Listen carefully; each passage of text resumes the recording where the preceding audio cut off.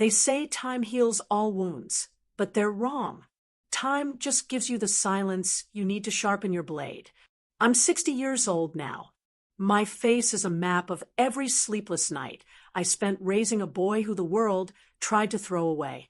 For 12 years, my house was a sanctuary of quiet brushes and oil paints. For 12 years, I was the only wall standing between my stepson, Xavier, and a world that didn't understand his beautiful, complex mind. Then, the vulture caught the scent of blood.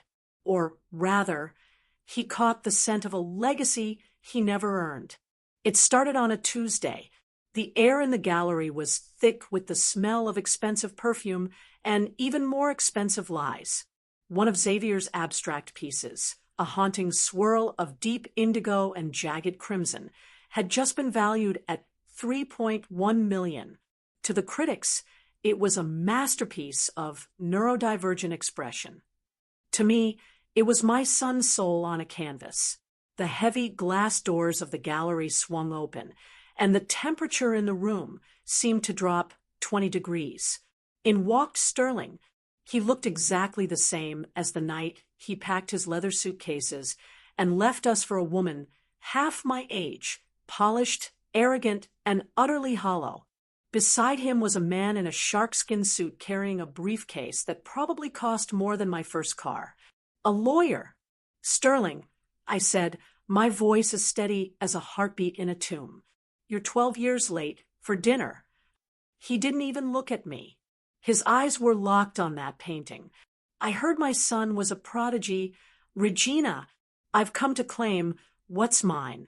As his biological father, I have rights to his estate. I have rights to him. The audacity of a man who couldn't even remember Xavier's middle name talking about rights made my blood boil. But I didn't scream. I didn't cry. I've lived too long for that. My lawyer started to step forward, his mouth opening to cite a dozen statutes about abandonment and custody, but I felt a thin, cold hand on my shoulder. Xavier was standing there. At 17, he was taller than me now, his eyes always looking at something 3 inches behind your head. He was autistic to the doctors, but to me, he was a genius who saw the patterns in the chaos that no one else could. He leaned in, his voice a dry whisper that sent a shiver down my spine. "Let me handle it, Mama," he said.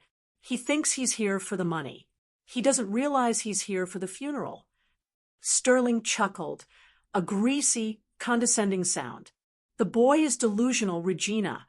Just like you. We're filing the injunction today.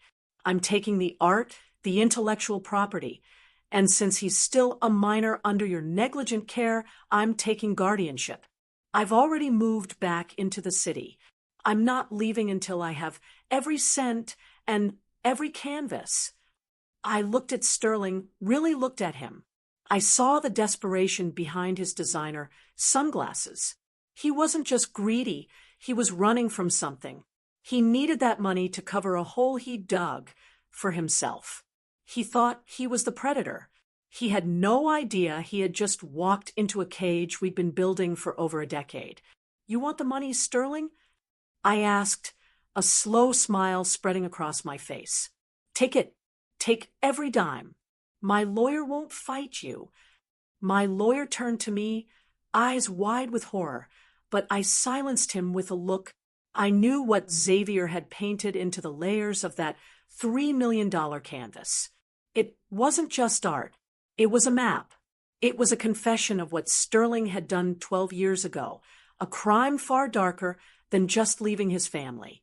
Sterling thought he was coming back for a payday. He was actually coming back to sign his own death warrant. "You're giving in that easily?" Sterling sneered. "Smart move, Regina. At least you know when you've been beaten."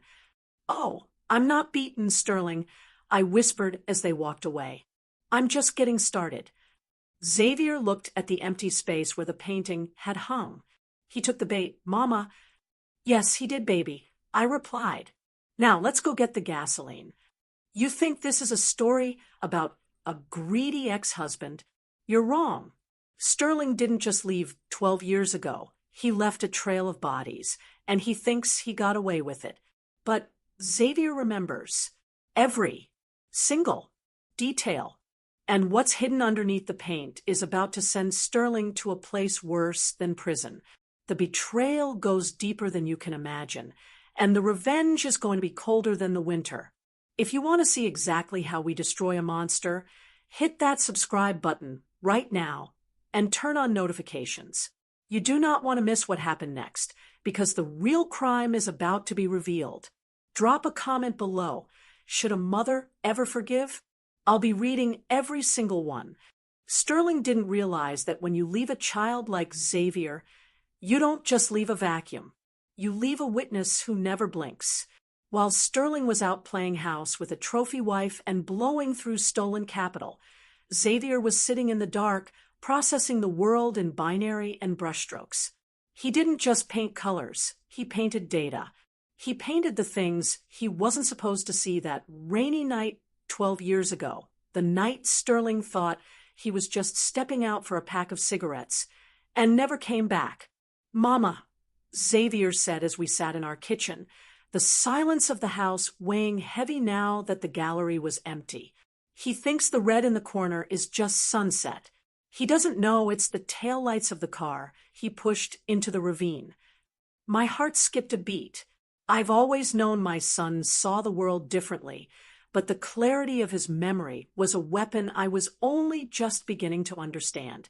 12 years ago, a business associate of Sterling's, a man named Silas, went missing. The police called it a runaway case.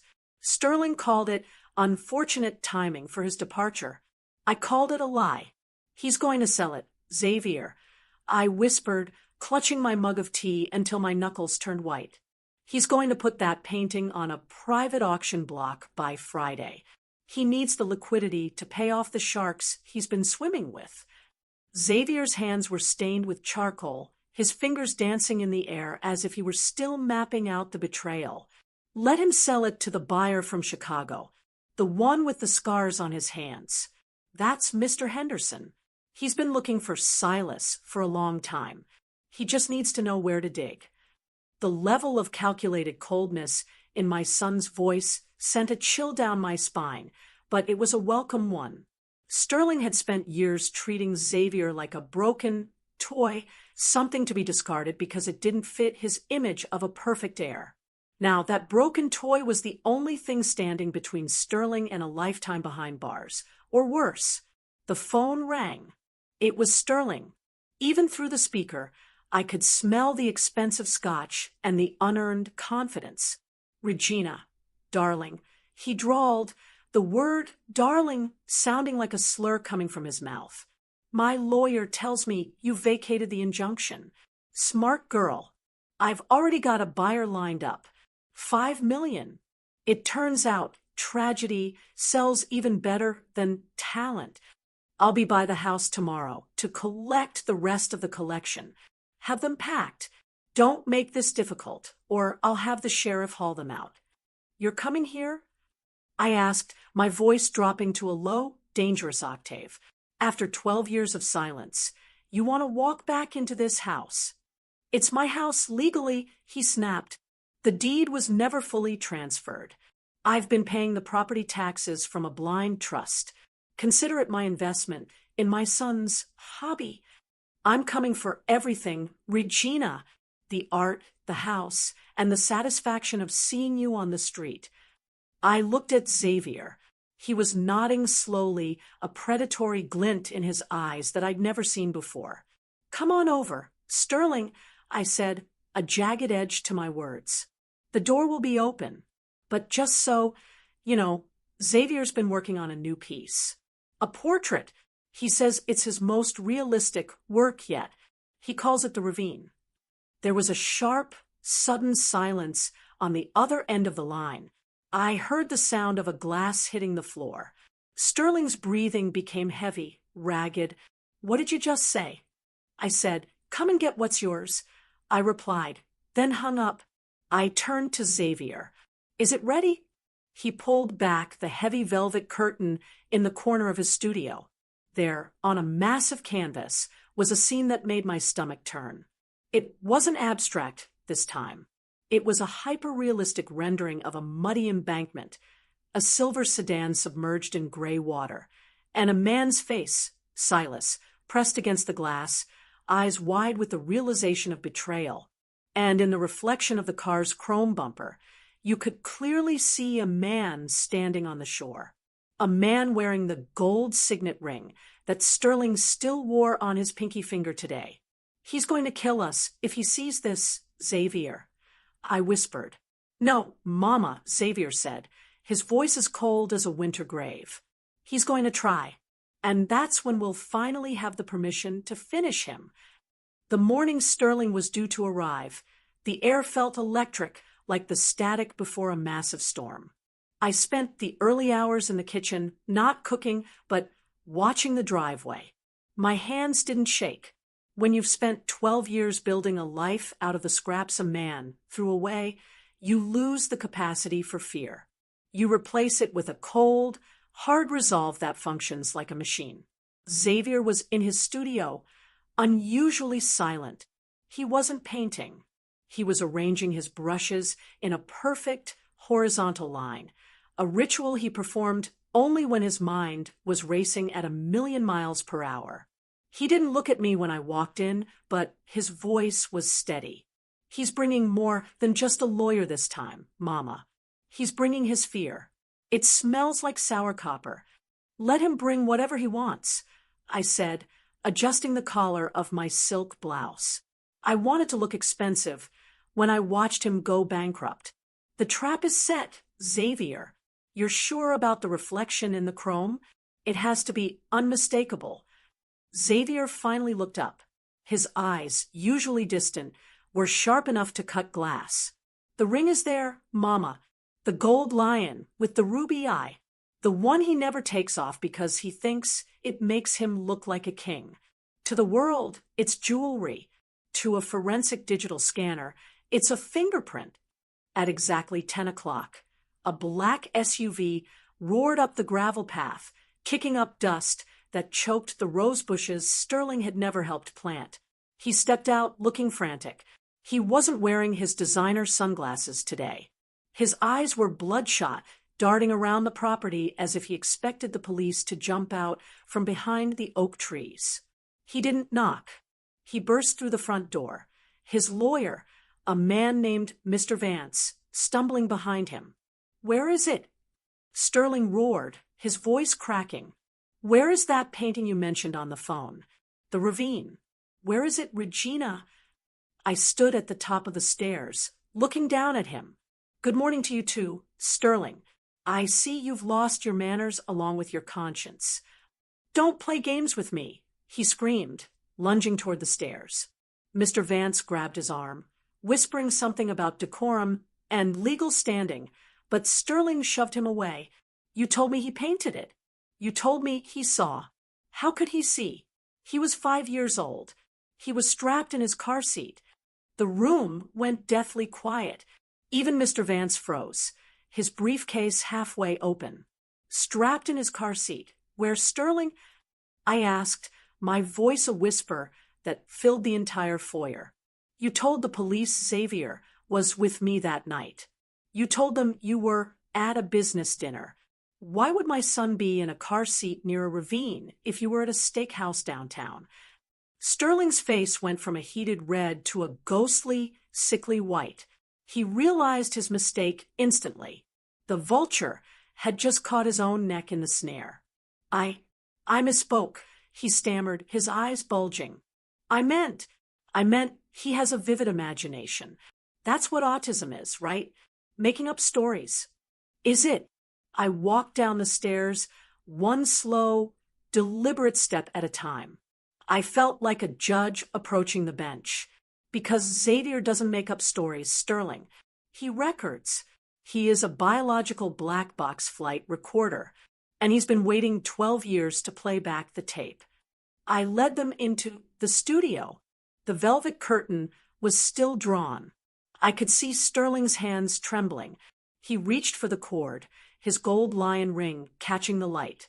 The exact same ring Xavier had rendered in terrifying detail on the canvas. If this is some kind of blackmail, Regina, Mr. Vance started, trying to regain control of the room. I should warn you that it's not blackmail, Xavier said, stepping out from the shadows behind a large easel. He looked his father in the eye for the first time in over a decade. It's a gift for Mr. Henderson. He's outside, by the way. He followed you from the hotel. Sterling spun around, his face contorting in pure terror. Henderson? What are you talking about? He's in Chicago. He was, I said, checking my watch, until I sent him a high-resolution digital file of this painting an hour ago. He recognized Silas's car immediately, and he recognized your ring. He's very interested in why his partner ended up at the bottom of a ravine on the same night you disappeared from your old firm with $2 million of his money. Sterling grabbed the curtain and ripped it down. The canvas was revealed. The image of the drowning man, the submerged sedan, and the cold observer on the shore hit him like a physical blow. He staggered back, tripping over a crate of art supplies. You little freak, Sterling hissed at Xavier, his face twisted in a mask of pure hatred. I should have left you in the car with him. The silence that followed was absolute. Mr. Vance looked like he wanted to vanish into the floorboards. He slowly closed his briefcase and backed toward the door. I can no longer represent you. Sterling, this is a criminal matter. A capital one. Wait, Sterling screamed, but the lawyer was already gone, his tires screeching on the gravel outside. Sterling looked at the painting, then at us. The mask of the successful businessman was gone. He looked like exactly what he was, a murderer who had run out of road. He reached into his jacket pocket, and for a second I thought he was going for a gun. Instead, he pulled out a heavy gold lighter. I'll burn it, he gasped, his eyes wild. I'll burn this house to the ground with both of you in it before I let Henderson get his hands on me. I didn't flinch. I just looked at the hidden camera lens nestled in the eye of a carved wooden owl on the shelf. Go ahead, Sterling. Give the police and Mr. Henderson exactly what they need. Intent. Sterling stood in the center of the studio, the gold lighter flicking open with a sharp metallic clink. The flame danced in his eyes, small, yellow, and desperate. He looked at the canvas, then at me, then at Xavier. For a man who had spent his life navigating high-stakes boardrooms and fleeing the consequences of his own rot, he looked remarkably small. The expensive suit didn't fit right anymore. It looked like a costume on a ghost. You think you're so smart, Regina, he hissed, his thumb hovering over the striker. You and this silent little witness. You think a painting is going to hold up in a court of law? It's art. It's interpretation. It's the ramblings of a kid who can't even look a man in the eye. Xavier didn't flinch. He didn't even blink. He just stood there with his arms crossed, his gaze fixed on the gold lion ring on Sterling's finger. I don't need to look you in the eye, Sterling, Xavier said, his voice flat and devoid of any warmth. I saw the way the water rippled when Silas's hand hit the glass. I saw the way you wiped the mud off your shoes with a silk handkerchief before you got back into the car. I remember the smell of the rain and the copper in the air. I don't need to interpret anything. I just need to record it. Shut up, Sterling screamed, lunging toward the canvas. He held the lighter to the bottom corner of the frame. The heavy oil paint was thick, a perfect fuel. If this disappears, your record disappears with it. And then I'm going to sue you for every brick in this house.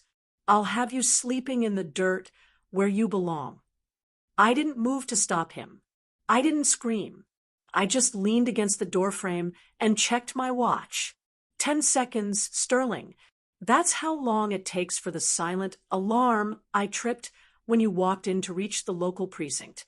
And about 5 seconds more for Mr. Henderson to make it from the end of the driveway to this door.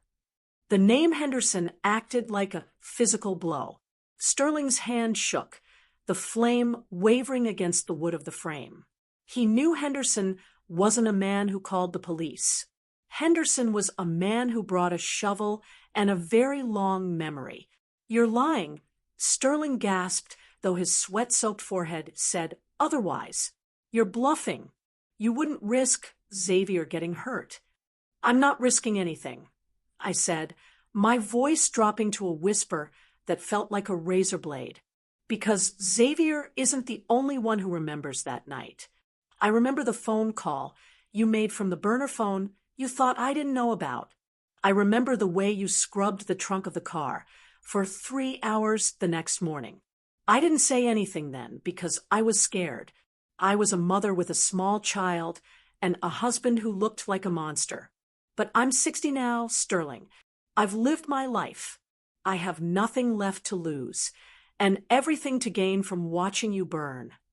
Suddenly, the front door downstairs didn't just open, it was kicked off its hinges. The sound echoed through the house like a gunshot. Heavy boots hit the hardwood floor, moving with a terrifying, rhythmic purpose. Sterling dropped the lighter. It hit the floor, but didn't go out. Instead, it caught a stray rag soaked in linseed oil. A small plume of black smoke began to curl upward, licked by a hungry orange flame. "Is that him?" Sterling whimpered, backing away from the door and toward the window. "Is that Henderson? Does it matter?" I asked. "Either it's the man you robbed and betrayed, or it's the law coming for a murderer. Pick your poison, Sterling, but you aren't leaving this room with that painting." Xavier stepped forward, moving with a grace that seemed almost otherworldly in the middle of the chaos. He reached out and grabbed the edge of the burning rag, throwing it into a metal wash bucket with a calm precision that made my heart ache. He saved the painting, not because it was worth $3 million, but because it was the only piece of Silas that was still above ground. The studio door swung open. It wasn't the police. A tall man with silver hair and a face that looked like it had been carved out of granite stood in the doorway. He wore a long wool coat that smelled of cold wind and expensive tobacco. Behind him stood 2 men who didn't look like they had names, only jobs to do. This was Mr. Henderson. He didn't look at me. He didn't look at Xavier. He looked straight at Sterling, who was now trembling so hard he had to lean against the wall for support. "Sterling," Henderson said, his voice a low rumble. "I've been looking for that car for 12 years. I didn't realize you'd turned it into a piece of fine art." Sterling tried to speak, but only a dry, rattling sound came out of his throat. He looked at the window, considering the jump, but Henderson's men moved to block the path before he could even shift his weight. "Regina," Henderson said, finally glancing my way. "The digital file you sent was very illuminating. My forensics team confirmed the coordinates Xavier mapped into the background textures. We found the car 20 minutes ago. Silas is still inside." I felt a wave of cold relief wash over me. The truth was finally out. But the revenge was just getting started. "What are you going to do with him?" I asked, looking at the man who had abandoned us.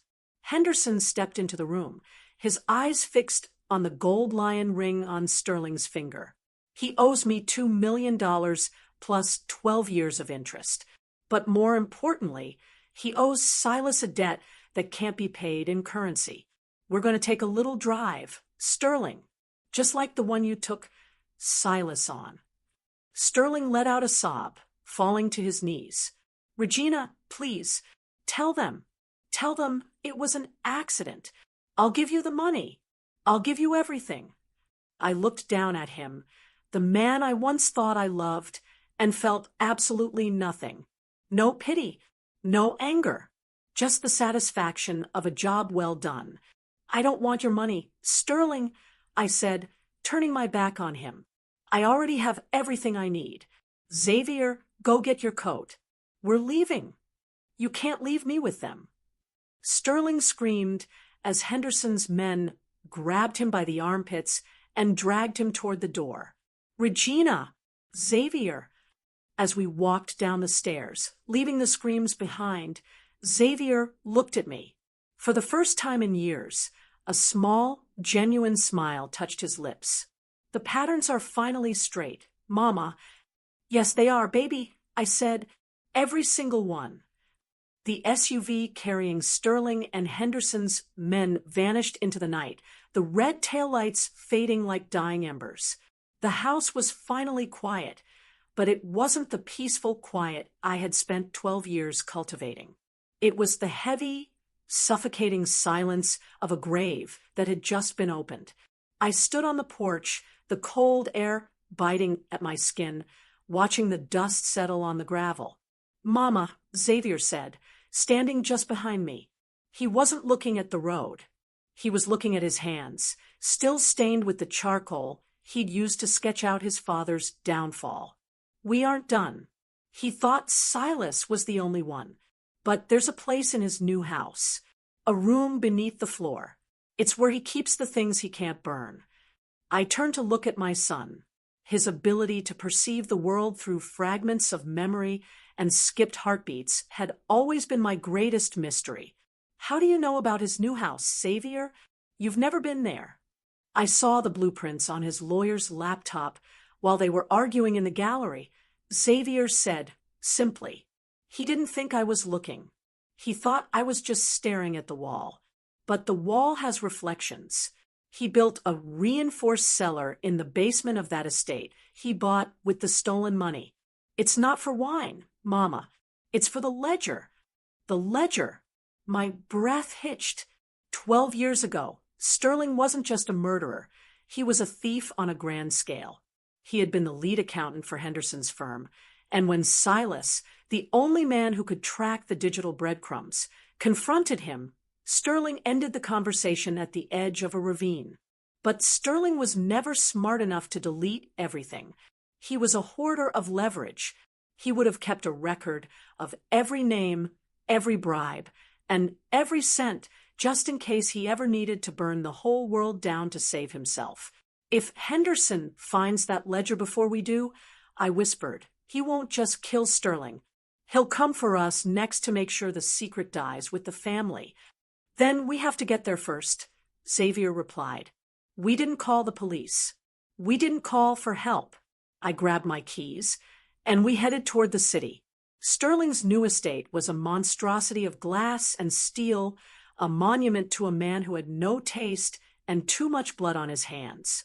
It sat behind a gated community, but Sterling had been so arrogant he hadn't changed the master codes he'd used for our old house.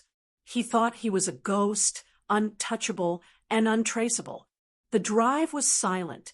I watched the city lights blur past, thinking about the woman I was 12 years ago, the woman who cried herself to sleep while her son drew pictures of a silver car in the rain. That woman was gone. In her place was a 60-year-old architect of ruin. When we arrived at the estate, the gates hummed open like a beckoning mouth. The house was dark. Sterling's new wife was likely at a gala or a spa, blissfully unaware that her husband was currently being interrogated in the back of a moving vehicle. We bypassed the security system. Xavier had memorized the frequency of the keypad tones from across the gallery room and slipped inside. The smell of the house was sterile, like a hospital wing. We moved toward the back, down a flight of marble stairs that led to the basement. Xavier stopped in front of a heavy oak bookshelf that looked out of place against the modern concrete walls. Behind the third shelf, Xavier whispered, "The pressure point is hidden in the carving of the lion." Another lion. Sterling's obsession with the king of the jungle was his ultimate undoing. I pressed the carving, and with a low, hydraulic hiss, the bookshelf swung inward. The room behind it was small, cold, and smelled of old paper and ozone. There were no windows. In the center of the room was a heavy steel safe. On top of the safe sat a single, framed photograph. It wasn't a picture of me. It wasn't a picture of Xavier. It was a photo of Sterling standing next to a man I didn't recognize, a man wearing a police uniform. He wasn't just running from Henderson. I realized, my blood turning to ice. He was paying for protection. He's been funneling Henderson's stolen money into the pockets of the very people who were supposed to be looking for Silas. Xavier didn't look at the photo. He was focused on the safe. His fingers moved over the dial with the precision of a master pianist. Left to 12, right to 05, left to 24. The dates of his own birthday. Sterling, in his narcissism, had used the only date he could never quite erase from his mind. The safe clicked open.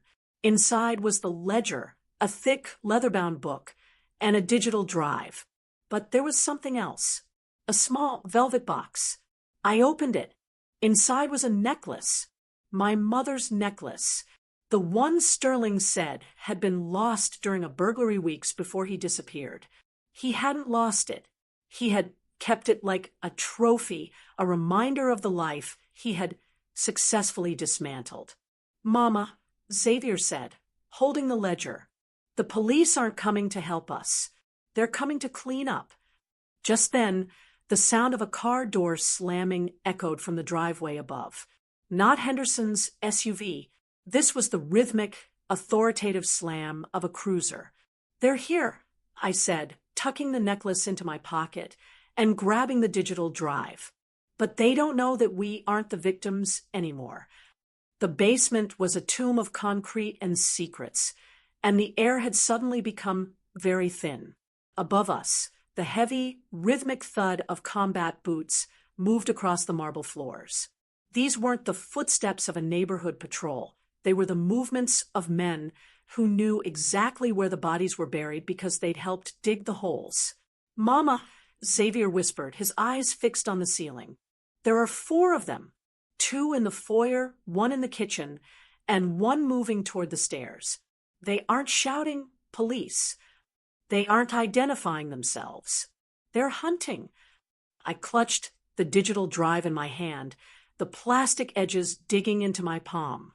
Sterling hadn't just been a thief. He was a bridge. He was the middleman between Henderson's criminal empire and a pocket of the precinct that had traded their badges for a piece of the pie. If we were caught with this ledger, we wouldn't make it to a jail cell. We'd end up in the same ravine as Silas. "The ventilation shaft," I whispered, pointing to a narrow grate near the ceiling. "It leads to the utility room by the garage. Can you reach it?" Xavier didn't answer with words. He grabbed a heavy metal chair, positioned it with silent grace, and was at the grate in seconds. He was thin and agile, moving like a shadow. But I was 60, and my knees didn't have the same fluidity. "Go, Xavier. Take the ledger. If they find me, I'm just a confused old woman looking for her husband. But if they find you with that book, it's over." "No," Xavier said, looking down at me. For the first time, his eyes weren't looking past me. They were locked onto mine. "We don't leave family behind." That's what he did. "We are the ones who stay." He reached down, his grip surprisingly strong, and helped me hoist myself up. We scrambled into the duct just as the hidden bookshelf door was kicked open with a violent crash. Through the slats of the vent, I saw them. They weren't in uniform. They were in tactical gear, but I recognized the man from the photograph, the one standing next to Sterling, Officer Malik. "It's empty," Malik roared, tossing the photo of himself across the room. "The safe is open. The ledger is gone. Find them." They couldn't have gone far. Sterling's wife said she saw a sedan in the driveway when she was pulling away. We crawled through the dark, the scent of dust and cold metal filling my lungs. My heart was a drum in my chest, but Xavier's breathing was steady. He was mapping the house in his head, calculating the distance between the boots on the floor and our exit. We reached the utility room and dropped down behind a wall of industrial washers. The garage door was just 20 feet away, but the cruiser was parked right in front of it. We were trapped in the heart of the beast. "They're going to check the garage next," I whispered. Xavier, look at me.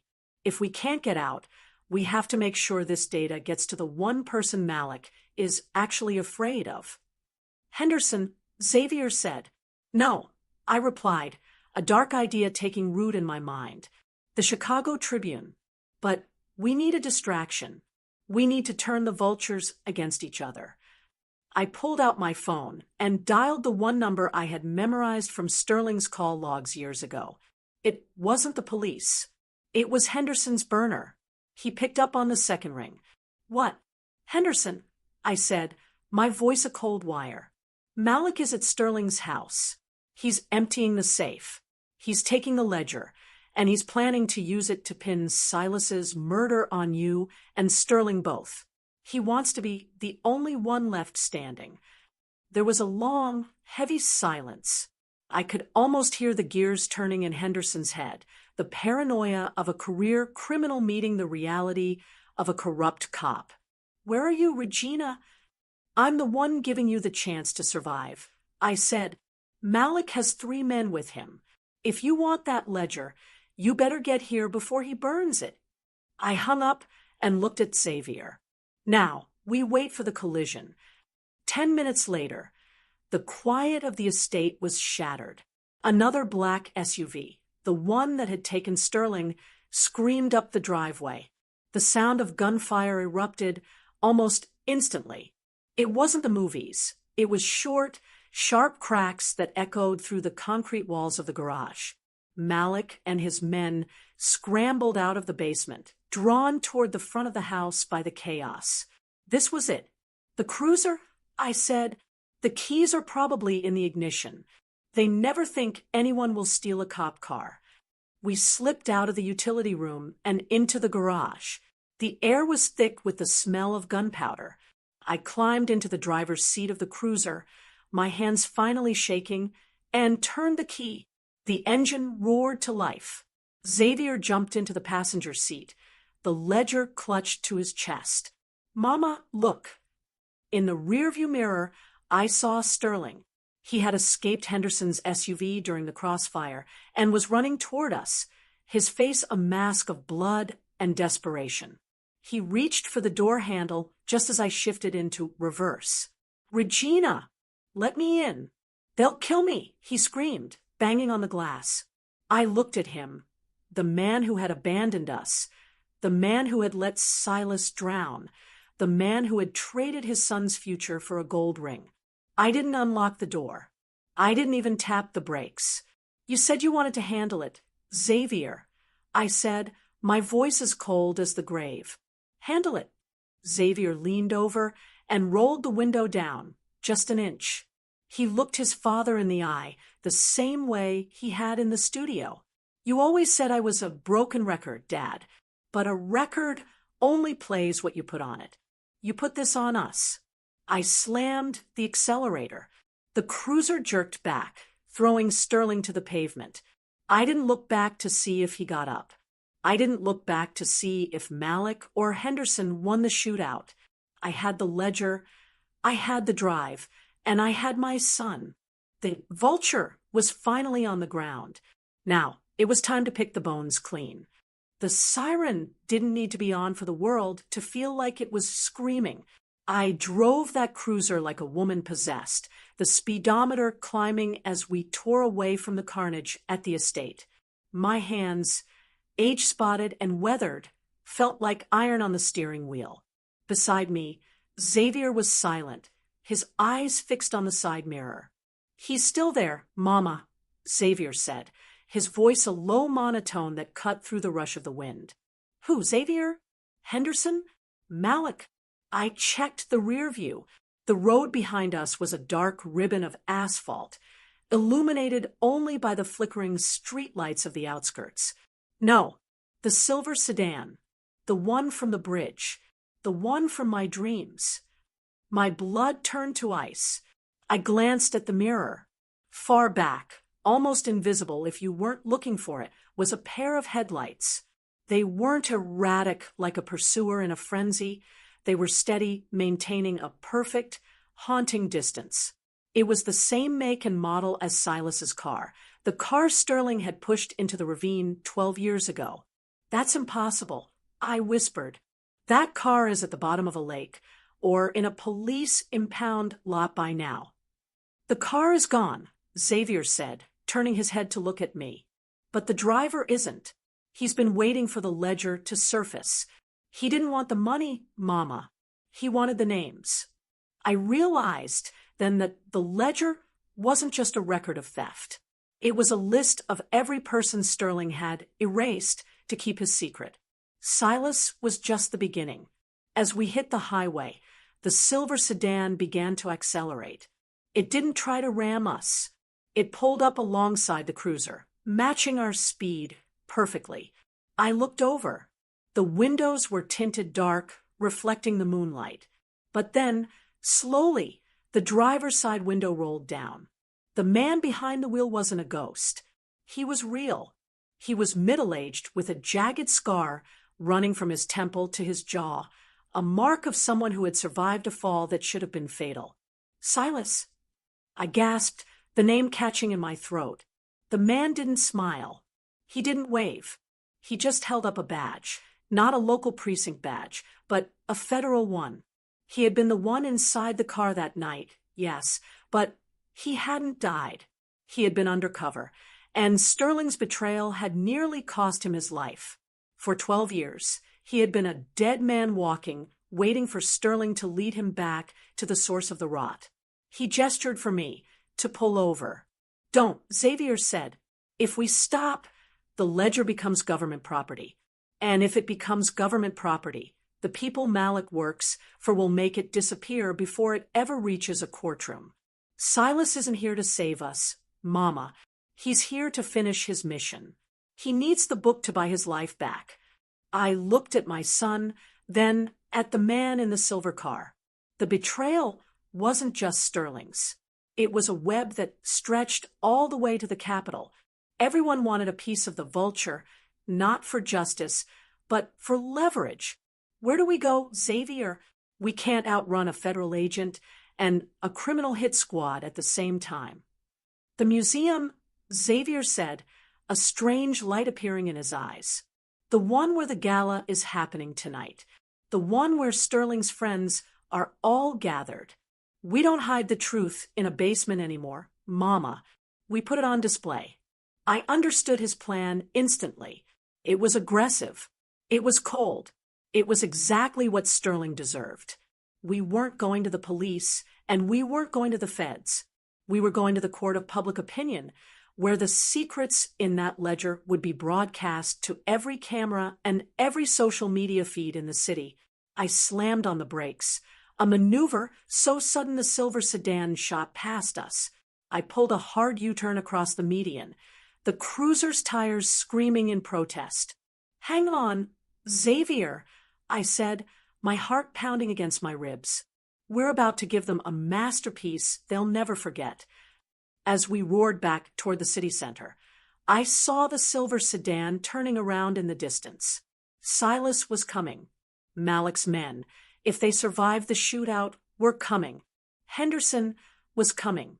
All the players were moving toward the same stage. I looked at the leather-bound book in Xavier's lap. You ready to show them what you saw, baby? Xavier opened the ledger to the final page, where a list of names was written in Sterling's cramped, nervous handwriting. I've been ready for 12 years, Mama. The Metropolitan Museum of Art glowed like a diamond against the dark velvet of the city sky.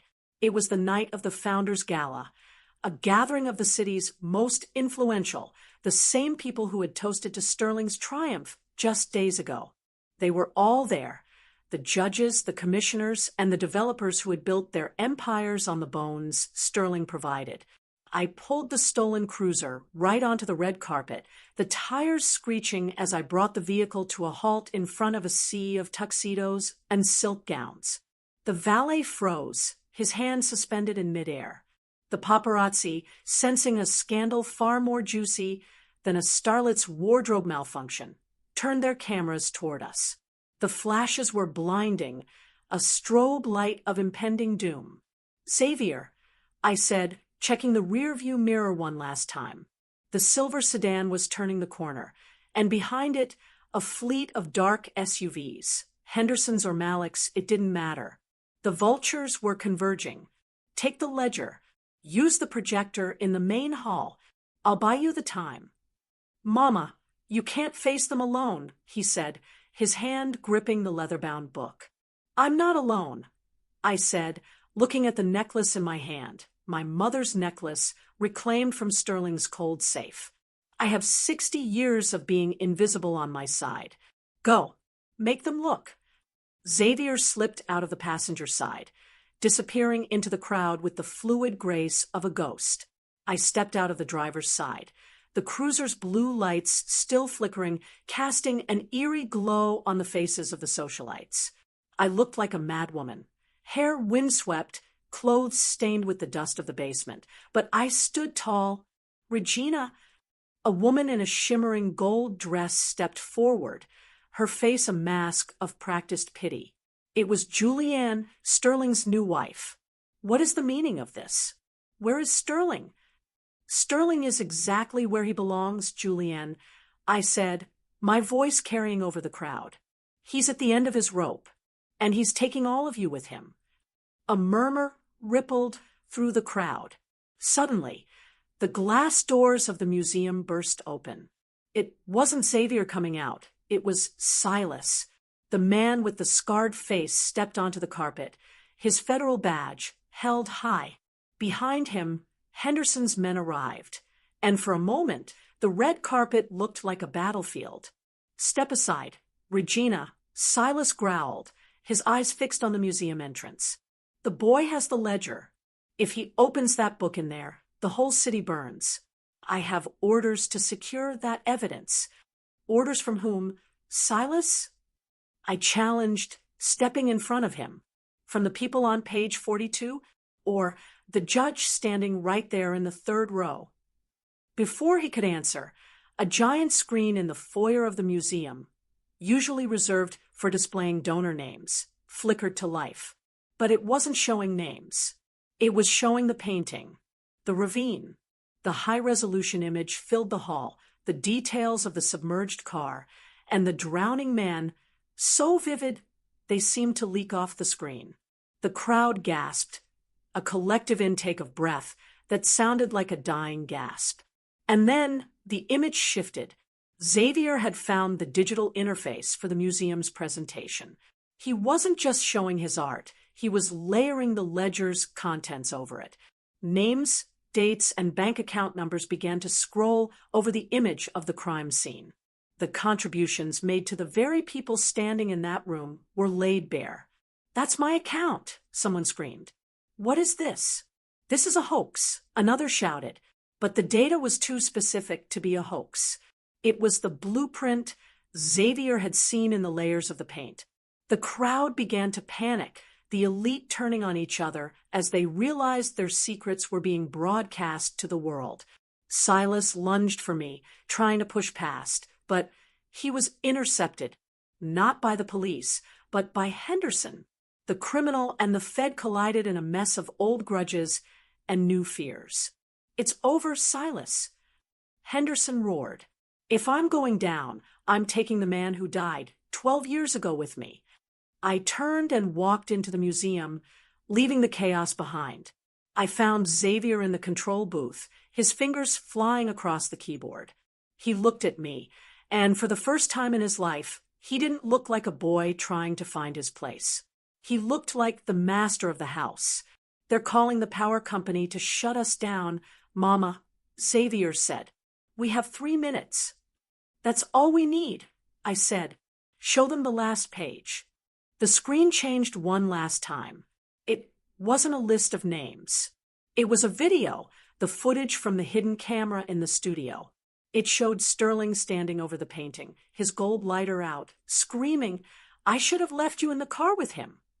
The museum went silent. The betrayal was no longer a secret. It was a confession. The power didn't just flicker. It died with a heavy, mechanical thud that echoed through the marble halls. The vibrant, accusing glow of the screens vanished, plunging the gala into a terrifying, ink-like darkness. For a heartbeat, there was absolute silence, followed by the frantic shuffle of expensive shoes on stone and the shrill, rising notes of panic. "Mama, move left," Xavier whispered. In the dark, his senses were sharper than any infrared camera. He didn't need light. He mapped the room through the vibrations of the screams and the scent of the ozone coming from the dead projectors. I felt his hand on my sleeve, cold, steady, and certain. We weren't just fleeing, we were moving through the museum like shadows in a gallery. Behind us, I heard the heavy crash of the foyer doors. Silas and Henderson weren't finished. They were coming for the ledger, and they didn't care who they stepped on to get it. "Regina!" A voice hissed from the darkness, a voice I knew too well. It was Sterling. He hadn't been left on the pavement at the estate. Somehow, through the chaos of the shootout, he had followed us. He sounded ragged, his breath coming in wet, desperate gasps. "Give it to me. Give me the book, and I can fix this. I have friends in this room who can make the video go away." "Your friends are busy trying to remember the names of their lawyers. Sterling," I called out, my voice echoing off the vaulted ceilings. "You aren't a king anymore. You aren't even a pawn. You're just the trash the cleaners forgot to take out." A flashlight beam cut through the air, jagged and frantic. It caught Sterling's face. It was a ruin of sweat and blood. He was holding a heavy bronze statuette he'd grabbed from a pedestal. He looked ready to kill, his eyes wide with the madness of a man who had seen his empire turn to ash in a single hour. "I gave you everything," he screamed, lunging toward the sound of my voice. "I left you the house. I let you keep the kid. You didn't let me do anything," I said, stepping back into the shadow of a colossal granite sphinx. "I took what was mine, and I raised a man who is twice the human you will ever be." Suddenly, the beam of another flashlight hit Sterling from the opposite side. It was Silas. He looked weary, his federal badge tucked away, replaced by a cold, utilitarian pistol. "The ledger, Sterling," Silas said, his voice like grinding stones. "The boy has it. Tell them to hand it over. Or I'll finish what you started 12 years ago at the ravine. He's not with me." Sterling shrieked, pointing wildly into the dark. "They're over there, behind the Egyptian wing." I felt Xavier pull me deeper into the corridor. We weren't heading for the exits. We were heading for the restoration labs. Xavier had studied the floor plans of this building months ago when he was invited for a youth showcase. He knew there was a freight elevator that led directly to the underground loading docks, a path the security teams wouldn't prioritize. "The ledger is safe. Silas!" I shouted, baiting them. "It's already been uploaded to a cloud server with a dead man's switch. If we don't check in by midnight, every news outlet in the country gets the full decrypt." It was a lie, but it was a beautiful one. It forced them to hesitate. In that hesitation, we reached the heavy steel doors of the lab. Xavier swiped a key card he'd borrowed from a distracted curator earlier in the evening. The doors hissed open. Inside, the room was filled with the skeletons of ancient statues and the sharp chemical tang of solvents. Xavier moved to a large, industrial vat in the corner. "Mama, the ledger," he said. "What are you doing?" I asked. "If they catch us, they take the book," Xavier said, his voice devoid of emotion. "But if the book is gone, they have nothing to kill us for. And the names. I don't need the book to remember the names. I've already painted them into the restoration project on the main floor." He dropped the leather-bound ledger into the vat of acid. I watched as the secrets of 100 corrupt men began to dissolve in a hiss of yellow smoke. The physical evidence was vanishing, but the truth was already screaming from the lungs of every guest in that museum. "Now," Xavier said, pointing to the freight elevator, "we go to the roof." "The roof? Xavier will be cornered." "No, Mama," he said, a small, dark smile touching his lips. On the roof, there's a gala helicopter for the VIP exit, and I think it's time we took a flight.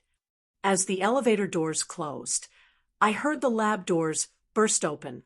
Sterling's scream of rage was the last thing I heard before the lift began to rise. He had reached the vat. He had seen his only leverage turn into liquid. The wind on the roof of the museum was a physical weight, howling through the steel girders and carrying the scent of a city that was currently tearing itself apart. Below us, the blue and red lights of 100 police cars pulsed like a fever. The elite were being let out in handcuffs, but up here, in the freezing air, the war was down to its final 3 players. The helicopter sat on the pad, its rotors beginning to turn with a slow, rhythmic thwack, thwack, thwack. The pilot was already inside, his face obscured by a dark visor. "Mama, get in!" Xavier shouted over the roar. "Not yet," I said, turning back toward the roof access door. It kicked open with a violent bang. Sterling stumbled out, his tuxedo shredded, his eyes dilated with a manic, flickering light. He wasn't even human anymore. He was a cornered animal that had realized the trap was made of his own skin. Behind him, Silas emerged, his gun lowered but his expression more lethal than ever. "The book is gone, Silas!" Sterling shrieked, his voice breaking against the wind. "She burned it. She burned everything. There's nothing left to trade." Silas looked at me, his scarred face tightening. "You destroyed the only thing that could have bought you protection, Regina. Now you're just a witness who knows too much. And the people I work for don't like witnesses." I stood my ground, my feet planted firmly on the concrete. I pulled the gold lion ring, the one I had snatched from Sterling's hand during the scramble in the dark, from my pocket. I held it up, letting it catch the moonlight. "You're wrong, Silas," I said. "The book was the distraction. The ring is the key." Sterling's jaw dropped. "What are you talking about? It's just a ring." "It's a cold storage hardware wallet. Sterling," I said, my voice cutting through the wind like a scythe. "I knew you were too paranoid to keep everything in a physical ledger. You had a digital backup, and you kept it on your finger for 12 years. Xavier didn't just see the ring in his memory. He saw the port hidden under the ruby." Xavier stepped out of the helicopter, holding a small tablet. "I cloned the data while you were pinning Mama against the wall in the gallery, Dad. I didn't need the ring to stay on your finger. I just needed it to be close to my scanner for 10 seconds. The realization hit Sterling like a physical blow. He lunged for Xavier, but Silas was faster. He stepped in front of Sterling, his eyes fixed on the tablet. "Hand it over, kid," Silas said. "And maybe you both walk away." "No one is walking away," I said. I looked at the pilot of the helicopter. He stepped out of the cockpit, removing his helmet. It wasn't a stranger. It was Mr. Henderson's youngest brother, Julian, the one member of that family who had never been touched by the business. He looked at Silas with a hatred that had been simmering for over a decade. "My brother is dead, Silas," Julian said, his voice cold. "He died in the shootout at the estate. He died because you played both sides for 12 years. You weren't undercover. You were the architect." The pieces finally clicked into place. Silas hadn't been a victim of Sterling's betrayal. He had been the one who told Sterling to push the car. He had been the one who funded Sterling's new life, using him as a front to move money until he became too greedy to control. "Regina, please," Sterling sobbed, falling to his knees as Silas turned his gun toward him. "Don't let him do it. I'm Xavier's father." I looked at the man who had abandoned us. I looked at the man who had turned our lives into a tragedy for a few $1,000,000. I felt a cold, deep satisfaction. "Xavier doesn't have a father," I said. "He has a mother, and his mother is done showing mercy." I nodded to Xavier. He pressed a single button on the tablet. Instantly, the phone in Silas's pocket began to chime. Then Sterling's. Then phones all across the city. The data wasn't just being sent to the news. It was being released as a public, unerasable blockchain transaction. Every bribe, every murder, and every cent was now permanent. The police are coming up the stairs. Silas, I said, and they aren't your friends anymore. You're the liability now. Silas looked at the door, then at the helicopter, then at the gun in his hand. He knew the math. He turned the gun on himself, but before he could pull the trigger, the roof door burst open. A tactical team swarmed the roof, their lasers dancing across the concrete. "Drop the weapon!" they roared. In the confusion, Sterling tried to run for the edge of the roof, thinking he could jump to the scaffolding. He slipped on the rain-slicked stone. He didn't scream as he went over. He just vanished into the dark, a shadow falling back into the ravine he'd created 12 years ago. Xavier and I climbed into the helicopter. Julian didn't wait for permission. We rose into the air, the city shrinking beneath us. I looked down at the museum, at the chaos, and at the finality of it all. "Where to, Mama?" Xavier asked, leaning his head against my shoulder. I looked at the horizon, where the first hint of dawn was breaking through the smoke. "Anywhere where the paint is fresh, baby," I said. "Anywhere where we can start a new masterpiece." Sterling thought he could return and claim a life he never built. He thought a mother's love was a weakness he could exploit. He learned too late that there is nothing more dangerous than a woman who has waited years to settle a score. The vulture is dead, and the masterpiece is finally finished. If you enjoyed this journey of cold, calculated revenge, you need to subscribe to Vintage Vengeance right now. This is just the beginning of what we have in store for those who think they can betray the innocent. Hit that like button and share this video with someone who needs to know that the past always catches up. Comment vintage below if you want to see the next saga. Thank you for watching. The debt is paid,